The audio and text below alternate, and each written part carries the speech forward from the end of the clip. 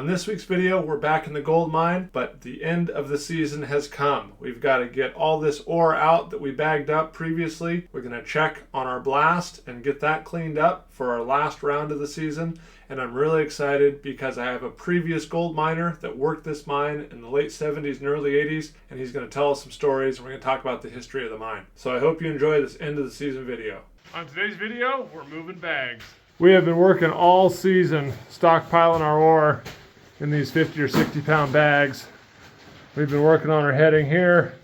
Still got a little ways to go on that one.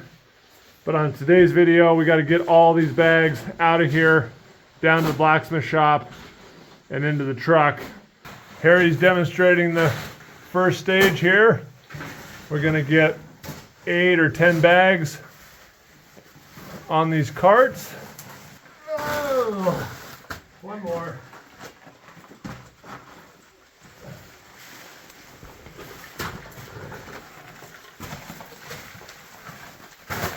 See, that will stay there.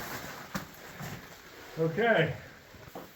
So that's our first handling of the bags since we put them in the bags with the cone. Got them on the cart. I'm going to push them about 150 feet down this old track to the top of the transferway.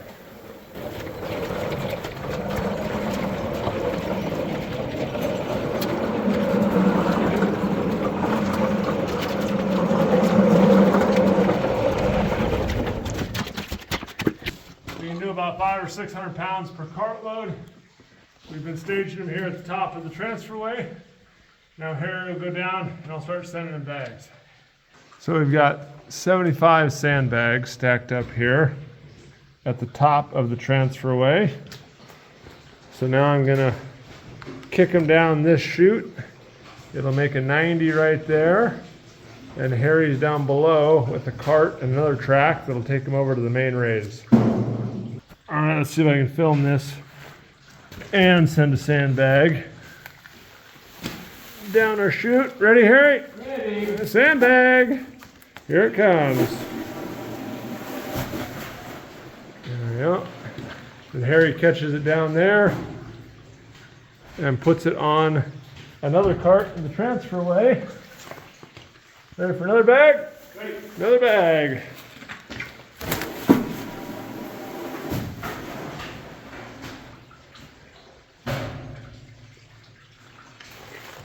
Big boy bag coming. Oh boy, this might be a two-hander, or at least a right-hander. Oh, there's nothing to grab on it. Okay, ready? Ready. Big bag. Don't blow up. Got it. Nice. Okay, we got to do that 400 more times. We're at the top of our main raise. Harry's going to start sending bags down. We're going to see the whole process. So that raise goes down about 50 feet to the bottom, where I will collect them once they go down in the buoy. Oh. This is much improved from last year, that's for sure. We got a double pulley system going now. Last year we tried it and they were twisting. Now they don't twist. Change the pulley up top and it doesn't, no issues. And it cuts the weight in half or a third or something, I don't know. Half. So here comes our buoy.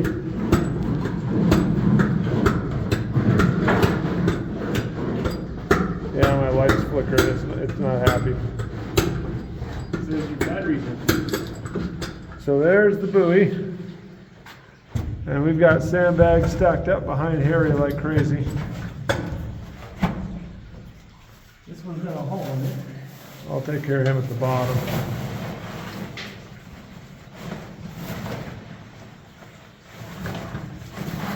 In the buoy they go. I don't like those light green bags. Me neither. They're real weak. We also overfilled them. Yeah, we did. Those are probably 70 or 80 pound bags. Yeah. All right. Okay, let's see how this works.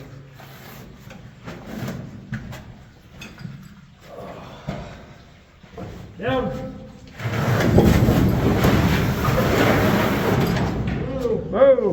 Why is that whenever you film? All right, the first time it's ever happened.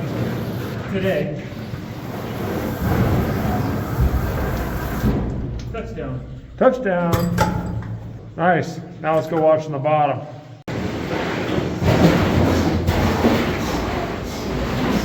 Touchdown. And I'm collecting them here at the bottom and stockpiling them for the long haul out to the truck. Harry sends them down our raised chute here in our buoy. That is working spectacularly well. Come on down.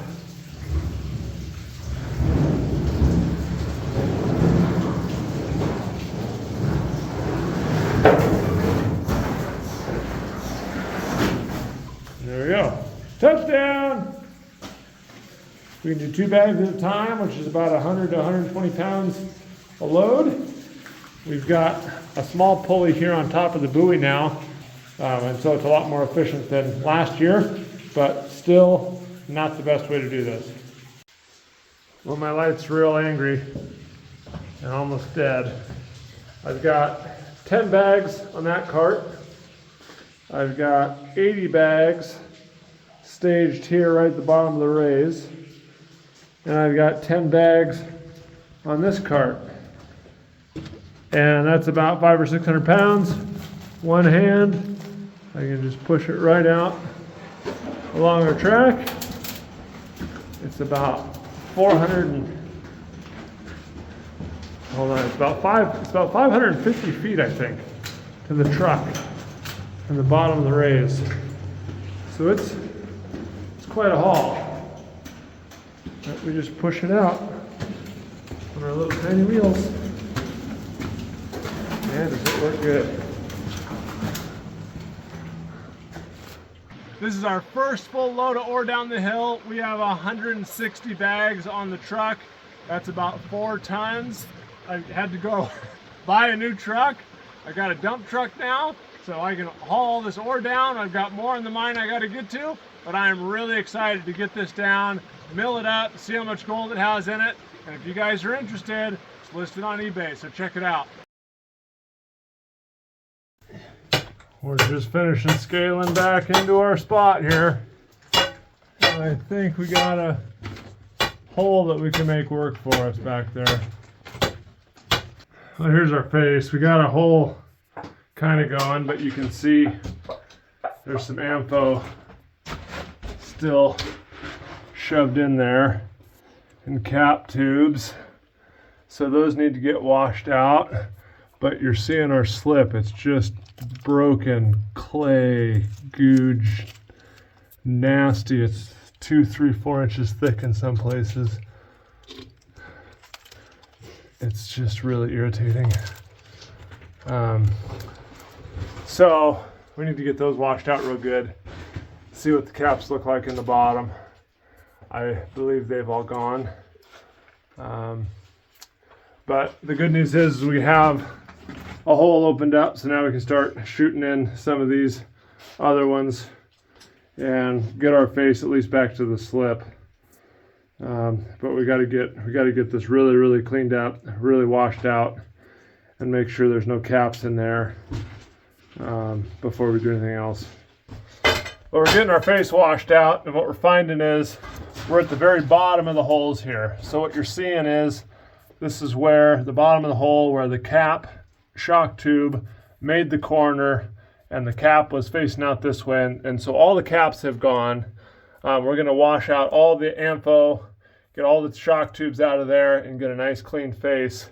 But I think what happened is the caps were just oriented right at that slip, right at this fault slip, and as soon as those blasted, the first one blasted, just cut everything off, and the rest went, all the caps went. But it had this big void back here, this big fault gouge stuff that it took all the explosives and dissipated the blast and cut off all the info, so the front of the holes didn't go. So that's what I think happened. If you guys have any suggestions or other ideas, leave me a comment below. But we're about all cleaned up here, and then we can blast the rest of this and get our face cleaned up. But here's what you're seeing, the shock tube at the bottom of the hole. The hole's cleaned out and it just pulls right out of there. But boy, look, it's mangled pretty good. Gotta wash him out a little more. But we got all our info out of the face. That's what we want. So now we can work on getting the rest of these holes cleaned out. I also think we measured, here's our pink paint. It'd be hard to get any depth perception of the video, but we're about 4.5 feet down to the face now, which is the length of our steel. So we've gone our full round now, which is awesome. Again, that's the bottom of the holes, so that makes sense. So now we just got to come in and shoot the rest of these and clean this up. And we'll this is the hardest 4.5 feet we've ever done. This is a true statement. But it'll go now, I think. Now that we got it opened up, we got somewhere for these other holes to go, and we'll just break all this in and be done with this nightmare here. It's a long, slow, arduous process. I'm mucking out the face just enough till we can load all the rest of our holes. Man, this has just been the round from hell. 3 to make 1. 3 to make 1. Look at all that soupy brown, gooey, nasty, clay junk. Oh, it's just gross. It's a good thing I like playing in the mud, right? We just went from, I don't know, bad to worse, or worse to worser, or just as bad as we were, I don't know. So the bottom 8 holes, there's just a huge void back there. That it's just taking ampo and ampo and ampo and ampo. You can't fill it up. These top 6 or 8 holes, they should go and open this up, but I have no idea what we're going to do about the bottom there. So who knows? I'll look it up. We'll shoot it, and this is the round that will not die here. So very irritating, very frustrating. The season's coming to a close, and I'd hate to end it on something like this. Okay, last blast of the season.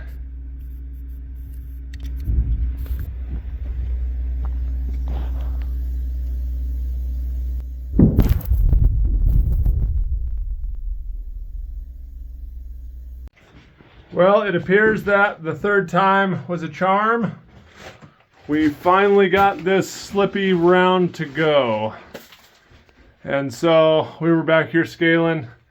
We're just gonna leave it just like this for next year. We're out of time. The compressor's gotta go back. Harry's gotta go back. And it's about to snow. So future us has some muck work to do, but at least we got a fairly nice face now, and just a whole bunch of muck here we got to deal with next year. So that is it for drilling and blasting. Now we got to get our bags out and get the ore down the hill. Our bag pile is dwindling here. We've probably got 100 more to go there, so got all this nice ore stuff that I'm really excited to cut up. Look at that Mount Baker lightning quartz. Beautiful stuff. But this is, I don't know, this is probably the worst job in getting the bags down because the back's low. You can only get the cart within 15 or 20 feet of it. And so you're walking all these bags bent over onto the cart, and then we're stacking them at the transition. And this, I don't know, Harry, what do you think? This or the rope, which is the worst job? Actually, now that we've been doing things the way we're doing now, I say after about 100 bags, the rope starts to suck. Yeah.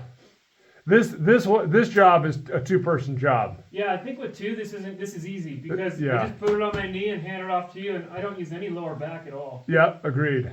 Just forearms. And so we're just doing 10 bags at a time from that pile and making another pile at the transferway chute, I should say. Well, you know, one of the nice things about having bags, there will be no loss and no dilution. Yep. So that's the benefit. And we're not doing production. No, and when we get our drift right there connected to that raise. It'll be bagging the raise down and then out to the shop. It'll be easy. That's what we're dreaming of. We're curious to see what some of these weigh. So we got our scale out. What do you think, Harry? I don't know, 60. Yeah, we've been kind of estimating 50 pounds a piece, but I think they're heavier than that. 60. 60. I think between 60 and 70. 70 would be explaining a lot. There's a fairly heavy one. What does it weigh? 63.9 pounds. 64 pounds. So they're probably averaging about 55 to 60 then. Because that one's a little bit heavier than normal, but it's not the heaviest one we've ever pulled. Oh boy. So that means you're putting around 100 to 120 down the chute. Yeah, with two bags in the buoy. Which we're only designing to do about 100. See all the work that we got to do to get these bags out to you guys? Man. Oh, should you be advertising that? Does it make them more valuable if you tell them that it's hard as hell to get it out? Here is another 100 sandbags at the top of the transferway. It's the final hours of mucking here. We're getting the last bit of good high-grade ore off the ground that we did from our very first blast of the season. We've got those bags we got to get down, and we are almost done here. I've got a lot of exciting stuff I'm going to do with this ore in future videos, so stay tuned for that. But I've also got a lot of these bags of ore for sale on eBay, so if you're interested in getting some of my ore, check out the eBay listings. The link is in the description below. And I also have a few surprises on my eBay listings, so go check those out. But we're going to get some gold out of this later in the season. You are witnessing the very last sandbag of the 2024 season.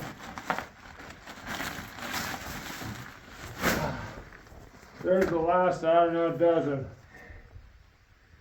Oh, that is a lot of work. Two guys. We moved over 400 sandbags out of here in what, 2 days? Yeah. If we would have gotten to that raise, it would have been so much easier. Next year. Next year. You have to wait till next season. Man. Yeah, that's what we were just going for that raise, If we could have hit the raise, it would have been better. But we had to use our old system. Down the track, 162 feet, 15 feet down the transferway, 86 feet out the transferway to the raise, down the 52-foot raise to the bottom, loaded on another cart, and it goes out 525 feet to the truck. Then another 2 hours. Yeah. Yeah, then another 2 hours down to the white tent. Yeah. Whereas if we could have got to this raise, it would have been 40 feet to the raise, down the raise, 350 feet out to the truck. Would have cut our travel time in more than half. At least 75% faster. One raise instead of two transfers. And next year is going to be the year. I've been waiting to get these down. These are two really, really nice big pieces. A lot of sulfides, banding. That good stuff we look for. Let's see if I can get these guys down and get them in the rock saw. I think these are going to make some beautiful slab pieces. Got them on our cart. And we'll push them down the track to the raise. Sure beats carrying them, I'll tell you that.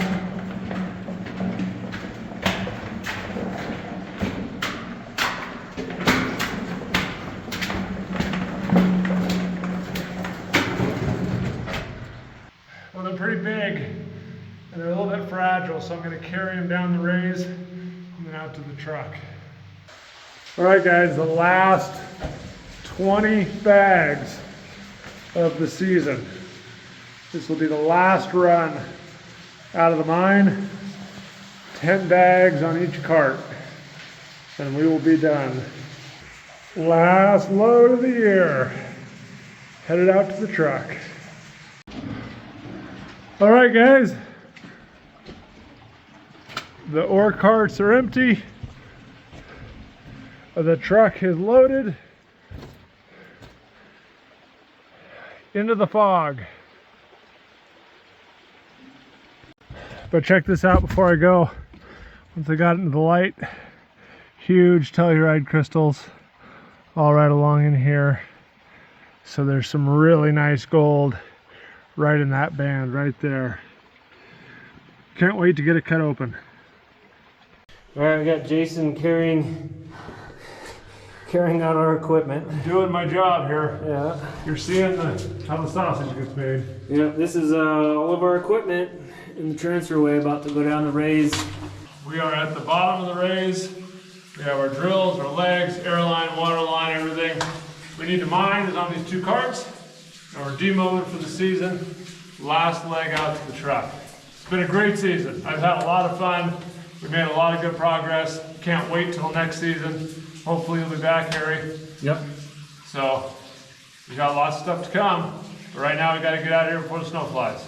Hey guys, we're back at the mine one more time. The snow is here. You can see it on the deck.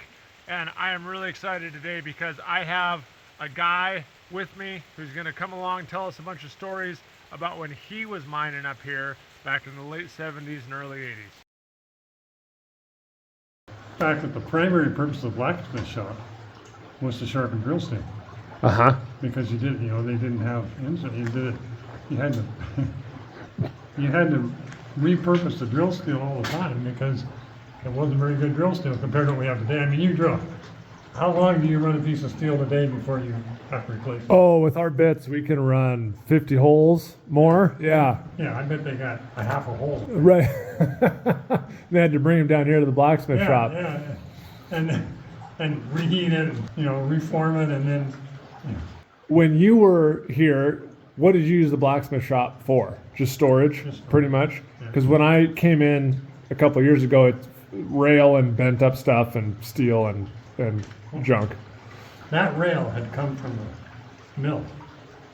We hauled the rail and a bunch of airline that was down at the mill up here. Really? Use it, yeah. Oh, okay. So the steel airline, we hacked out a bunch of steel airline that was here run back 75 or 100 feet. That was you reusing the old steel airline. Oh, okay. I didn't realize that. So for those of you who haven't seen the first year's video, we're gonna walk along the mine in from the blacksmith shop to the stope. And we're going to talk about things probably not in chronological order, but there was a gate or a concrete poured, a dam. Yeah, we dammed it.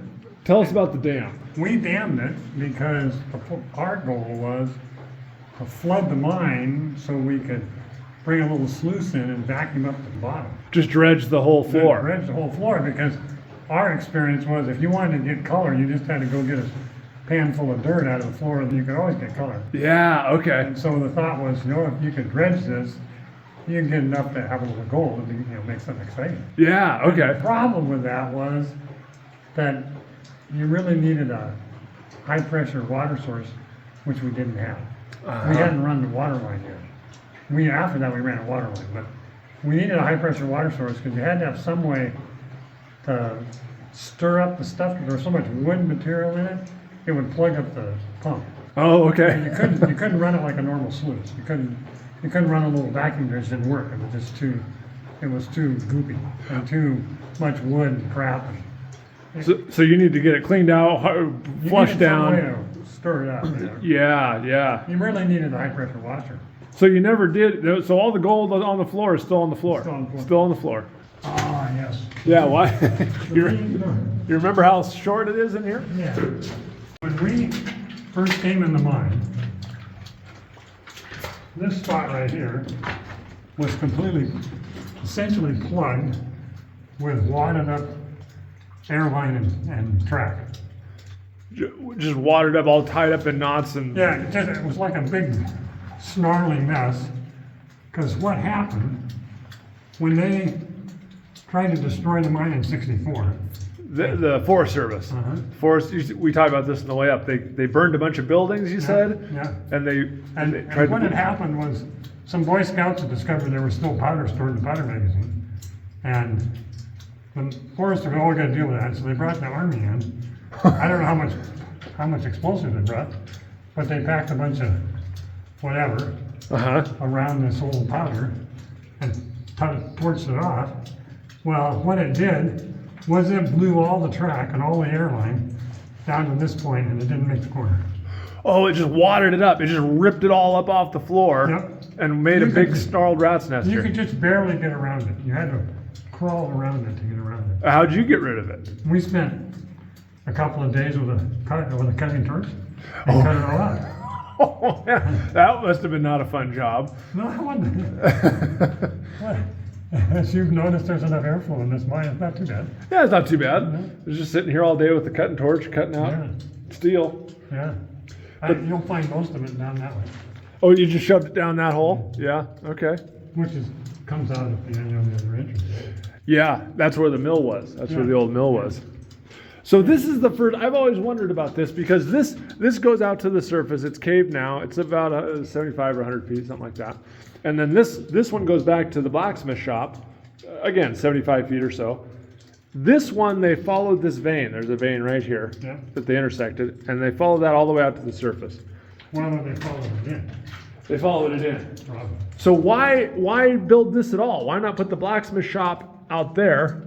And because this is a heck of a lot of work to put this in. Well, there's no vein or anything there. I think because they built the mill out there. They tried to build the mill at the entrance right there. And the snow took it off. We got to be over farther. Oh, I see.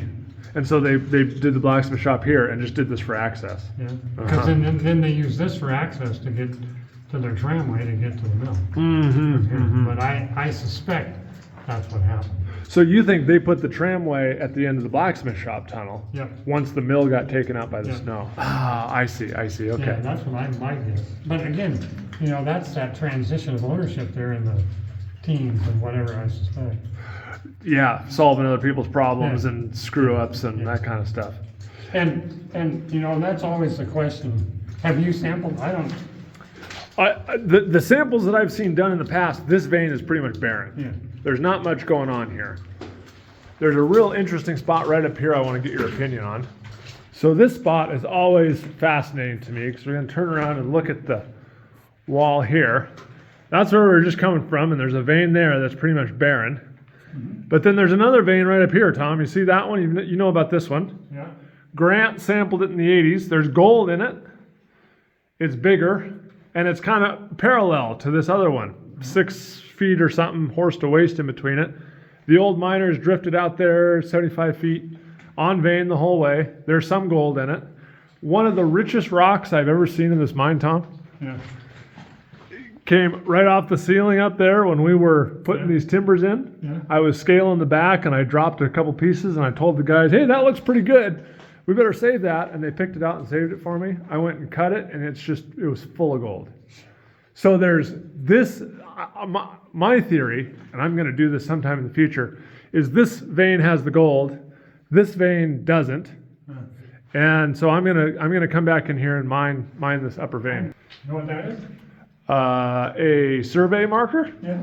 Is that yours? We surveyed with mine. And you did it alphabetically, because I'll find E and then N and O and yeah. So that was yours. We did it. We surveyed the ceiling. Yeah, sure. So you mark on the ceiling and away you We go. actually did it with a standard rope, and it was fun. Yeah, that's cool. How long did that take you? It was way more work than it was worth. You never really made much of it. Did you ever have any plans down here at all, or this was just going to be your haulage way? Well, it was going to be an haulage way, but I mean, again, it was understanding the mine too. All the mine. Yeah. There's another story you probably know. If not, I'll tell you. About there's a little winze here. About this now? There's a winze, a little thing that goes down there. Yeah. And it's filled in now they backfilled it with muck. But do you know the story about the Italian and the French guy? Yeah. Tell that story. So they left these two guys up they were gonna overwinter at the mine. And their pay was how much they could work out by hand over the winter. And spring comes, and the Frenchman comes out without the Italian. And everybody's suspicious. You know, what happened to the other guy? Well, he went out and never came back. And of course, they didn't believe me. They actually forced him to come back up to the mine, and they did a search, and couldn't find any evidence, and they finally let him go. Huh. And he disappeared. He left town and disappeared. And then the next year, they got open the mine, got working, and this body shows up here because he had sunk the guy's body in this hole in the water. The story I heard, he had the body had a rock tied around his neck. Yeah, sunk it down in the winds. Yeah. Yeah, I always. And of course, then they couldn't find the Frenchman. He was too late. He was gone. Yeah. But you know, that's the. And as far as I know, that's the only death in the whole district was that murder. Yeah. But that Frenchman came out with a whole bunch of gold. Yeah. That's what I heard. That's the story. So we're at what we call the fault raise. There's a raise that goes up this fault right to the surface. And Tom, what was your plan with this fault raise? Well, it was to connect this to the stove, because the bottom is fairly close, and they're not that far, 40 or 50 feet. And there's a lot shorter coming out. Yeah. From the stope to if you use the fault raise going out to the blacksmith shop, is about 400 or 500 feet. Yeah. Whereas if you have to go all the way back across the stope, down the transferway, down the holiday, it's about 1,000 feet. Yeah. And so you were going to do it in 1979 or 80, never quite got there. So now I'm doing it. I'm following in your footsteps. That's good. Yeah. You're good. But that's the plan. I mean, that's what everybody's wanting to do. You're making more progress tonight. Making more progress? Well, it sure is slow going. It's a lot of work. You've been around the corner to the powder magazine. Yeah, to the powder magazine. Yep. So Yep.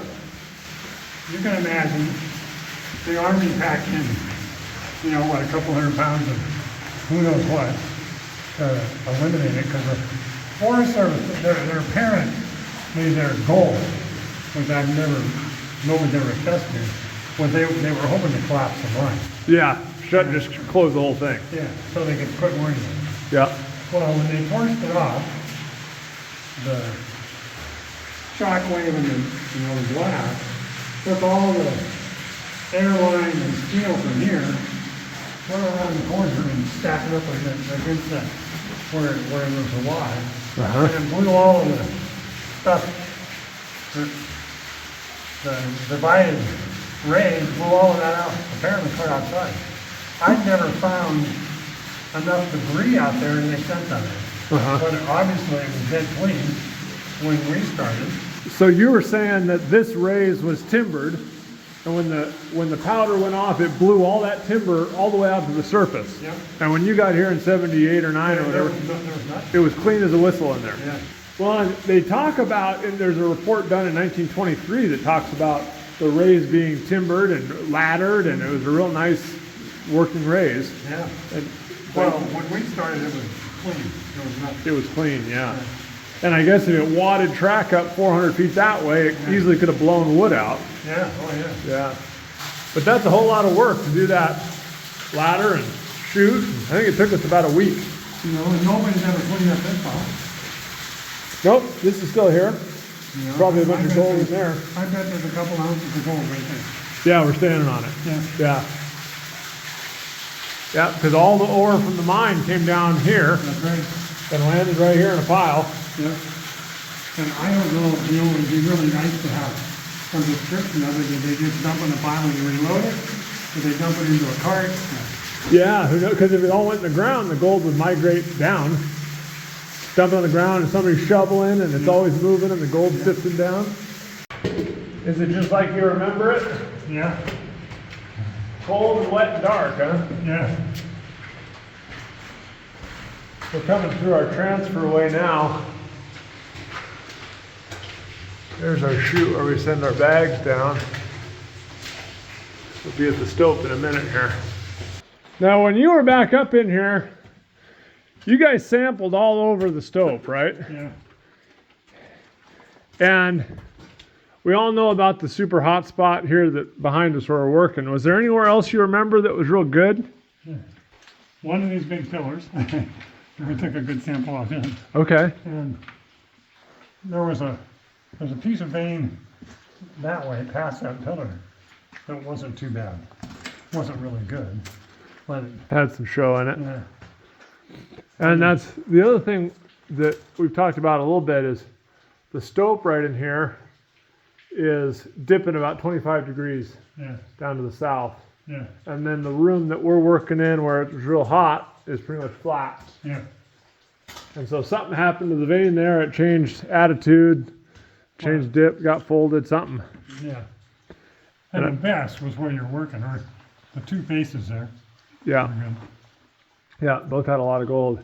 And who did all your sampling? Rudy was the best sampler. He was really good at high grade. Really good high grading. You always got the best samples when Rudy took them, huh? Yeah. Good looking vein. Yeah. There was some real good stuff back over in there too, wasn't there? Yeah, and that was part of one of our better samples was right. Why not? You've changed it. It's hard to remember. Yeah, I've modified it a little bit. So pretty much what we've done since you were in here last is we took a stope round right there. Yeah. And so that's about 4 or 5 feet farther back than you remember. Yeah. And then we turned left and started going towards the rays. But yeah, just like you thought, the vein's good. The vein continues over to the rays there. There's lots of gold in it. Want to see some gold?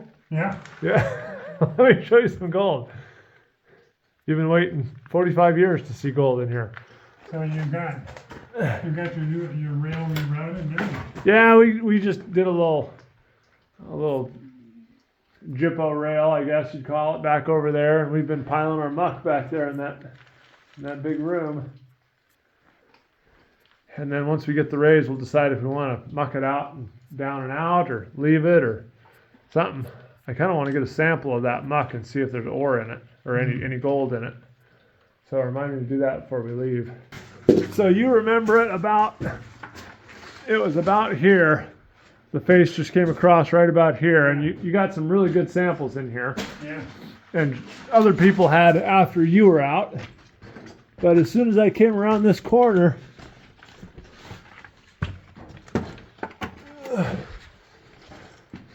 we know about the Telluride line here. We've talked a lot about that. You're familiar with that. But here's some gold right there. Oh yeah. See it? Yeah. There's gold there. There's gold here. There's a piece right here. It's real nice in the quartz. Yeah. So one of my questions is, why don't you put up some sort of blast barrier when you shoot this? Because it seems to me, if you're shooting a face like this, you're blowing 30 or 40 feet. Why not? Catch it all. All that free gold is going into the, right? All over the place. Yeah, some of it is, for sure. Yeah, for sure. And we've tried that. We set some stall walls on one blast, and all those boards broke, and the stalls broke. People have talked about hanging rubber flaps from the back and down, and we should try that. It's just so hard to get all that stuff up here. Yeah. It's just so hard to get it all in here. But no, that's definitely something we need to do, is figure out how to contain it. But you're finding, so you don't have much value down here. That's what in your experience. I think there's the high grade zone right there. Yeah. That's super high grade. I think the vein probably, down in the very bottom. yeah, there might be some down there. I think the vein has gold all the way through it, but there's a really, really rich zone. But of course, if what that article talks about is true, or what you've thought about this, some of this is, a secondary intrusion into fractured quartz. Mm-hmm. And so it might run along the bottom for a while and then come up the top. It all depends on how it fractured. Exactly. And if it moved a little bit, how it shifted. Exactly. Which way it's going. And Yeah. And if he's right that it's partly a piezoelectric phenomenon too, then it would depend on which area of the quartz is hot electrically. Yes. And yeah, it could get really interesting. But Yeah. you can see that come along here and then comes up and goes along someplace else. Without being able to see most of it, so much of it is so fine you can't see it that you can't find it. You can't say for sure where it is until you. It's hard to visually say this is a good section of the vein unless there's huge gold sticking out. Yeah. And I haven't really talked about this much, but most of the gold in this vein is very, very fine, like you just said. Yeah. And you got to crush it really fine, and then you can pan it out sometimes, either chemical or whatever. But yeah, it's very unusual to see these huge, quote unquote, pieces of gold sticking out in the vein at you. Yeah. Because when you were up here for those 3 years, you said you really never saw much free gold. No. But then, to be honest with you, I'm not sure I knew I was smart enough to spot it. Right. I'm sure I saw some. All right. That's where Rudy was at. Rudy was really good at that sort of thing. I mean, he had an eye for it. He could really pick out the hot spots and the good looking stuff. And just coming across the talus pile there, he would be going along and pick up a piece of quartz and there's some gold. Rudy, how can you see that? You gotta have an eye for it. It's kind of like fishing. You gotta be able to spot the fish in the pool. Oh. That is pyrite, or it's actually pyrrhotite. It's pyrrhotite. But it's a sulfide, and so there's probably some gold in there. In some of the other veins on the property, the pyrrhotite is running really hot. So yeah, a lot of times the sulfides will have gold. But this is as far as we got. If you look down the drift, we're about 24 feet from the collar where you're sitting. About 24 feet. I think we got about another 14 or 15 feet to go. And your expectation is that you're going to hit that fault first.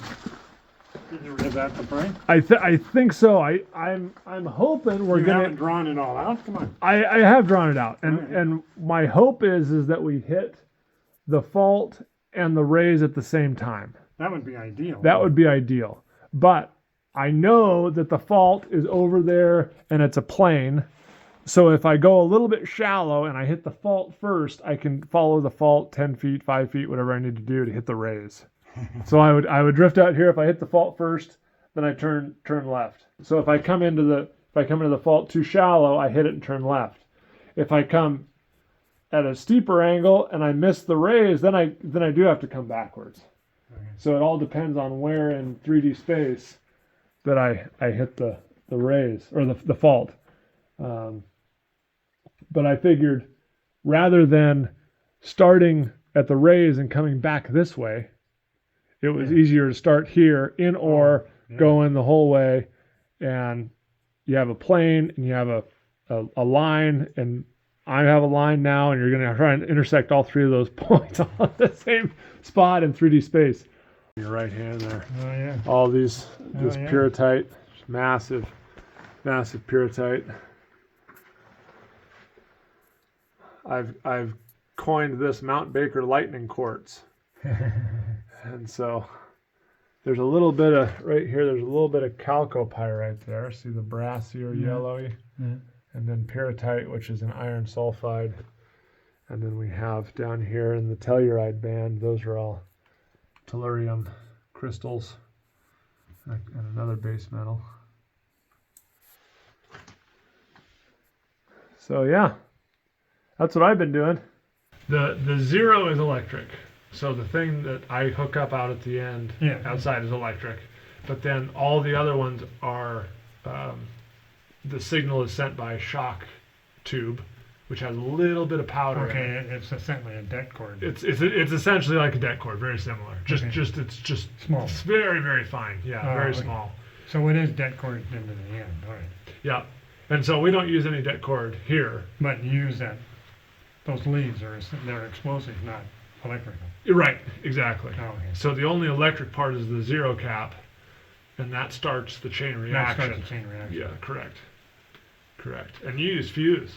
We use fuse. Used fuse back in the day. Yeah. Now fuse is a pain in the butt.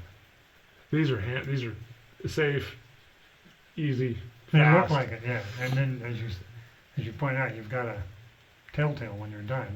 Right. Yeah, the last one, the bottom one, you can say, well, that went off. It's got that far. It had to kick the rest of them. Yeah, the whole thing's gone. Yeah. If those aren't detonated, then you know you got problems. Yeah. Because we had that problem on one run. We had a cap that didn't go off. Did you? Yeah. Yeah. And then it's still live, and how long do you wait, and Yeah. how do you get rid of it? How do you get rid of it? Wash it out. And, yeah. Yep. Well, I'm back in what I refer to as Muck Mountain here. I'm going to get some samples. And the way I'm going to do this is just kind of close my eyes and just start grabbing muck and put it in the bag. And I'm not trying to high grade it or do anything in particular. I just want to see if there's any value in this waste. So I'll get half a bag and we'll take it down and get it assayed. Well, goodbye mine. Until next year, have a good winter sleep. That's it. It's gonna snow here, I think tomorrow, judging by the weather. We got the last of the ore out for the season, so we are all done in the mountains for season 2. But I've got a lot more stuff coming up this fall. We gotta mill up some more, gotta get some stuff slabbed up. I got to bag up a bunch of stuff for eBay for you guys because you guys have been really enjoying all that ore I've been selling on eBay. So check out the eBay listings. And I wanted to give a huge thank you to Harry and Mine Operator for all their help this year. You guys were invaluable. I could not have done it without you. So I really, really appreciate it. Go check out their channel if you haven't yet. So thanks everybody for watching. Stay tuned for more content. Be sure to subscribe so you don't miss anything. And we'll see you on the next video.